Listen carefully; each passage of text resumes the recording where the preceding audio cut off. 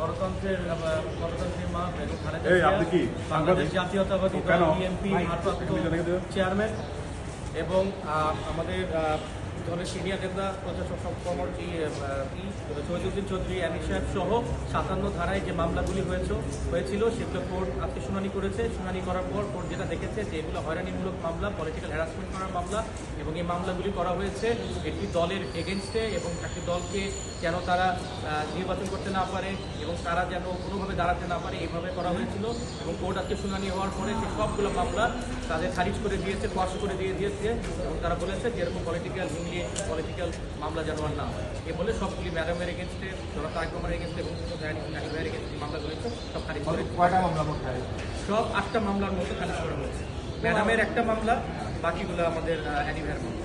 Madam Tarique সাহেব 57 ধারে তথ্য প্রযুক্তি আইন 57 ধারে মামলাগুলি ছিল এবং ওখানে বাংলাদেশের বিভিন্ন জায়গায় মামলা করা হয়েছিল, 30টার মতো জায়গায় মামলা করা হয়েছিল একই অ্যালিগেশনে এবং সেগুলো কোর্ট শুনে আপনি খারিজ করে বাতিল করে দিয়েছে।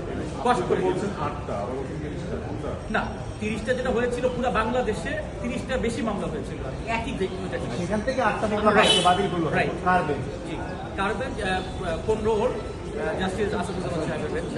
কোর্ট কোনো মন্তব্য করেছে না কোর্ট কোনো মন্তব্য করেনি। কোর্ট মেরিটে মামলা শুনেছে, মেরিটে মামলা শুনে দেখেছেন যে এগুলো পলিটিক্যাল মামলা, এগুলো কোনো মেরিট নেই, এগুলো পাস করে দিয়েছে।